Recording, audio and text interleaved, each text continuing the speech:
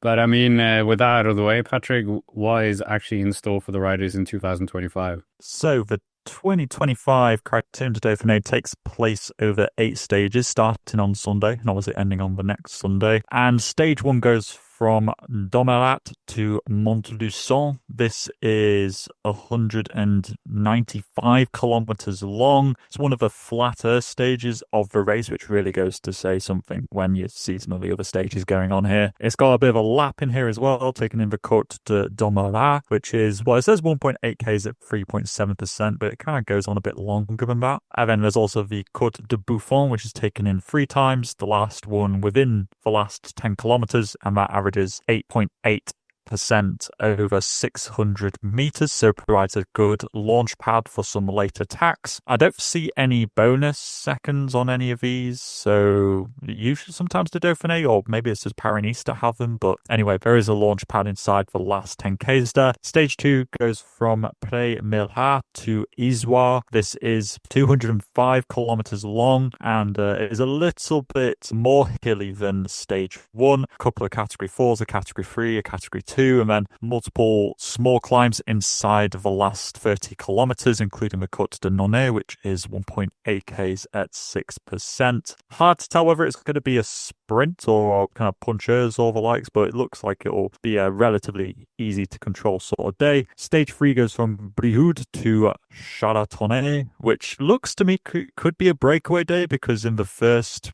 pretty much 20 Ks, there's a category 3 and a category 2 climb. The first one is 4 kilometers at 4.8%. That's the Côte de Cornille. And then we go up to the Côte de la Barbate, which is averages 6.8% over 5K. And then there's a longer kind of descent after the Col du Tlacol later on. So I think it could be a breakaway day if it's strong break forms, or it might well be a sprint. But there aren't that many sprinters on the start list, so it's hard to tell really. Stage 4, we have an individual time trial, which is 17 kilometers long, Champs-sur-Rhône to Saint-Péray. The main feature of this is a 1.8 kilometer, 8.5% climb in the middle of this, just before the intermediate time split into load, and then there's a kind of net downhill towards Saint-Péray at the end. It'll be a really interesting TT, and a 1.8k at 8.5% on a TT bike is kind of grim, to be honest with you. So, but actually, well, the Tour de France ended with a really pretty disgusting TT last year. I'm sure these people were pretty used to it. Stage 5 we go from Saint-Priest to Masson. This is 183 kilometers. Masson, if you remember, is was the start town of stage 6 of the Tour de France last year, for those interested. And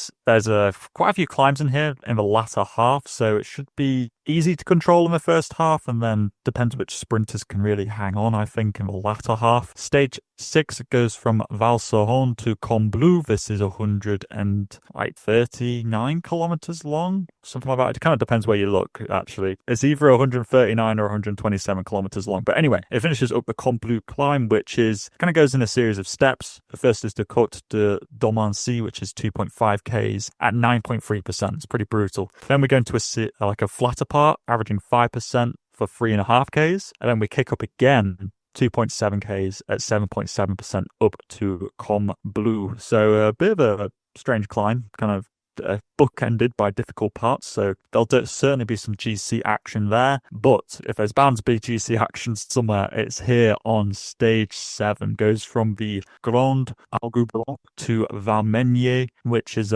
this is such a great stage because, well, I've actually ridden some of these roads, so I kind of can mentally picture what this is going to be like. So we go firstly up the Col de Madeleine, 24.7 kilometers at 6.1%. Then we drop down towards Saint-Étienne-de-Quin, which is kind of at the base of the Col de Glandon, if people are familiar with that. And then we go up the Col de Glandon, pretty much. If you watched the Tour de France fan last year, it's that kind of long climb where Demi Vollering attacked Niewiadoma, and then at the top of the Glandon they take a left and they go up to the top to the Col de la Croix de Fer, kind of like that little extra 2 or 3 Ks towards the top. So that's 22.4 Ks at 7% after the Col de Madeleine, and then we go down in the valley to Saint-Jean-de-Maurienne, which is where stage 5 started last year, where I got plenty of signatures on my flag. Many happy memories of that town. And then we go along the valley, which if you've done like the Marmot Sportive, you'll be pretty familiar with, up to Vngegaard. So we go most of the way up the Col de Telegraph, which people will be very familiar with. Then we take a left rather than going out to Valois. We take a left and go up to Valmenier, which is like the other ski resort. And this climb averages 16.2% at 6.8%. But yeah, it takes in a good 2/3 or so of a Telegraph. And then lastly, stage 8, we go from Val d'Arc to the Plateau du Mont-Cenis. We kind of work our way up this valley, through Saint-Jean-de-Maurienne and just and then up to Saint-Michel-de-Maurienne, and we keep going up and up and up and up. Finally up Plateau du Mont-Cenis, which is at 2,080 meters. So we are getting some altitude meters in here. That climb is 9.7 Ks, 7%, and then it finishes on a plateau, as the name kind of suggests. And so it'll be kind of interesting. The move's going to need to be made on that final climb. So it's a really good route for the Tour, or for the Tour preparation, because it's got those short, punchy climbs at the beginning, which is very reminiscent of the first week of the Tour, a difficult TT, and some pretty nasty mountain stages, especially stage 7.